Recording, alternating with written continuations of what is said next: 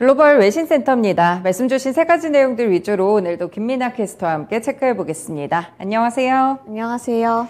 네, 저희 첫 번째 소식부터 좀 체크를 해볼게요. 엔비디아가 어제 7% 급락이 나왔는데 그 이유가 될 것 같습니다. 미국이 AI용 반도체를 좀 수출을 중국 쪽으로 제한을 했다는 소식인데 자세하게 좀 전달해 주시죠. 네, CNBC 보도 내용입니다. 네, NVIDIA says US government allows AI chip development in China.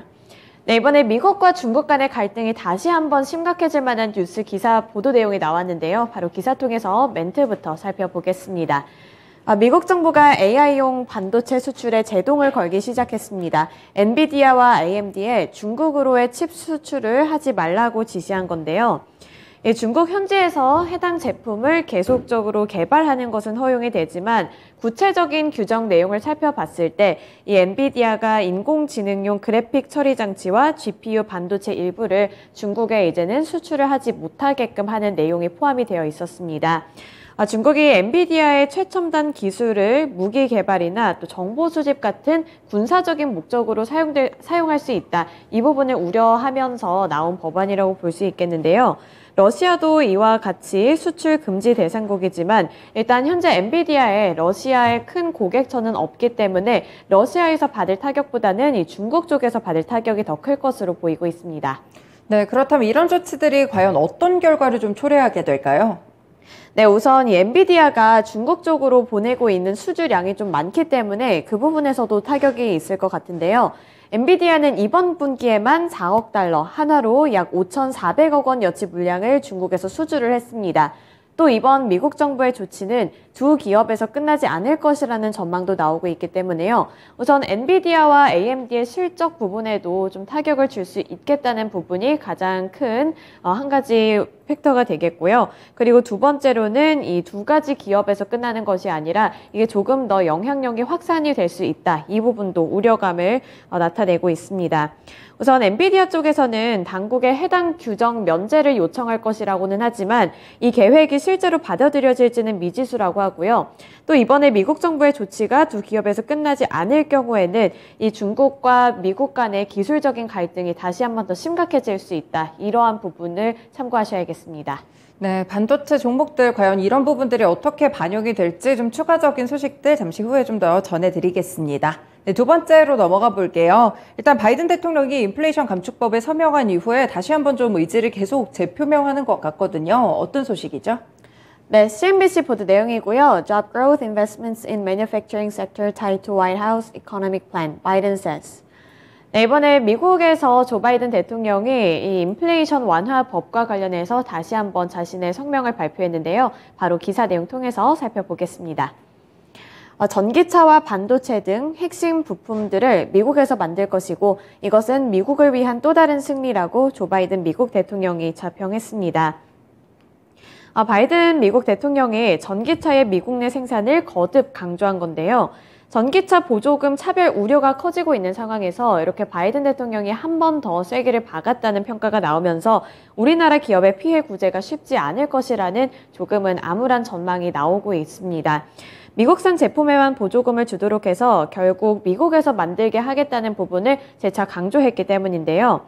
보조금 지원 대상에서 제외된 이 한국산 전기차의 차별 문제를 우리 정부 쪽에서는 풀어야 하기 때문에 이렇게 미국 대통령이 이런 입장을 전할 때에는 우리 정부로서는 달갑지 않은 상황이라고밖에 볼 수가 없습니다.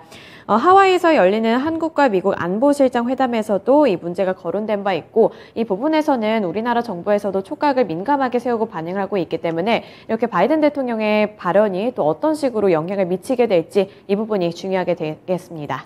네, 정부가 좀 인플레이션 감축법에 대해서 국내 기업들의 피해가 적게 하도록 많이 협상 중인 것으로 알고 있는데 바이든 대통령은 상당히 미국 자국 내 생산을 좀 강조하는 이런 분위기라는 점도 함께 좀 알아봤습니다. 네, 마지막 소식도 체크를 해볼게요. 이 중국 경제가 3분기에 회복치가 좀 그렇게 좋지 않았던 것 같아요. 또 청두 봉쇄 얘기도 다시 나오고 있는 것 같고 중국 상황도 외신 통해서 전해주시죠. 네, 포브스 내용입니다. China economy is weakening. 네, 중국에서도 경기 침체에 대한 이야기가 스멀스멀 올라오고 있는데 이번에 이제 경기가 회복세를 나타냈다고는 하지만 그게 그렇게 뚜렷한 움직임은 아니었던 것 같습니다. 바로 기사 멘트부터 살펴보시죠. 중국 경제가 3분기에 들어서 회복세를 나타내고는 있지만 시장 기대에는 미치지 못한다는 평가가 나오고 있습니다. 경제 매체인 차이시는 왕타오 UBS 중국 담당 이코노미스트의 발언을 인용을 했는데요. 경기 안정을 위한 정부의 정책이 강화하며 하반기 경제가 2분기보다는 호전이 됐지만 지금까지의 상황을 봤을 때 3분기 반등이 상대적으로 약해서 당초 기대에는 못 미친다고 전했다고 짚었는데요.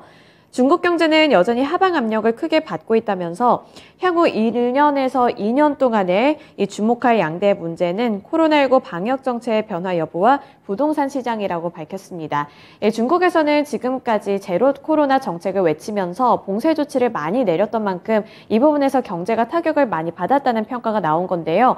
이에 따라 경기가 회복세를 나타냈다고 하더라도 예상을 했던 것보다 또 기대했던 것보다 좀 부진하게 나오면서 이러한 보도 내용이 나왔습니다.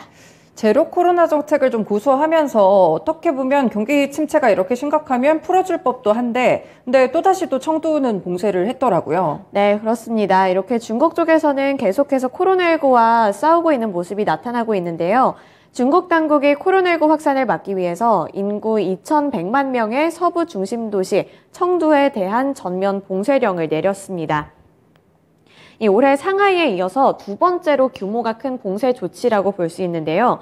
앞서 3,500만 명이 거주하고 있는 중국의 경제 수도 상하이는 3월 말부터 2달 넘게 봉쇄를 하면서 앞서 살펴봤다시피 경제에 큰 타격을 줬는데 여기서 두 번째로 큰 규모의 봉쇄 조치가 다시 한번 내려지면서 걱정을 키우고 있습니다.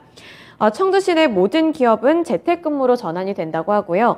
또 생필품 판매 업소를 제외한 상업시설 운영도 중단이 되고 있기 때문에 이 민간 소비에서도 타격이 있을 수 있다는 분석도 함께 나오고 있습니다. 지금까지 청두를 포함한 서부 지역에서는 확진자가 많이 나오지 않았기 때문에 지금까지는 큰 폭의 이런 봉쇄 조치가 내려지지 않았는데 이 서부 지역에서도 확진자 수가 900명을 넘게 되면서 특단의 조치가 내려진 것이라고 봅니다. 일단 다음 달에 시진핑 주석의 세 번째 연임을 위한 당대 회의를 앞두고 이 방역 통제가 강화되고 있기 때문에 그 영향이라고도 분석을 해볼 수 있겠고요. 이렇게 청두까지 봉쇄 조치가 내려지면서 중국 경제에는 다시 한번 빨간불이 켜졌다는 평이 나오고 있습니다. 청두는 중국 GDP의 약 1.7%를 차지하는 도시라고 하는데요. 도요타와 폭스바겐, 애플 아이폰을 조립 생산하는 이 폭스콘 등 글로벌 자동차 업체와 기술 업체가 모두 다 모여있기 때문에 여기서 봉쇄 조치가 지속될 경우에는 타격이 더 커질 수밖에 없습니다. 이 때문에 어제 중국 증시를 비롯해서 아시아 증시도 이렇게 크게 흔들리는 모습이 나타났고요. 특히 상하이 봉쇄 당시에 겪었던 이 글로벌 물류난 그리고 이 공급망 혼란과 함께 경기 둔화 충격이 다시 한번 또 재현될 수 있다는 우려감도 커지고 있기 때문에요. 앞으로의 흐름이 또 이 국제 경제에 있어서도 중요할 것으로 보입니다. 네, 중국이 좀 어렵습니다. 폭염도 있고 가뭄도 있는데 여기에 도시 봉쇄 정책까지 좀 지속이 되고 있기 때문에 관련 종목이라든지 공장을 갖고 있는 그런 기업들 위주로 한 번 더 체크를 해보시면 좋겠네요. 네, 이렇게 세 가지 소식들 김민아 캐스터와 함께 봤습니다. 고맙습니다. 지금까지 글로벌 외신센터였습니다.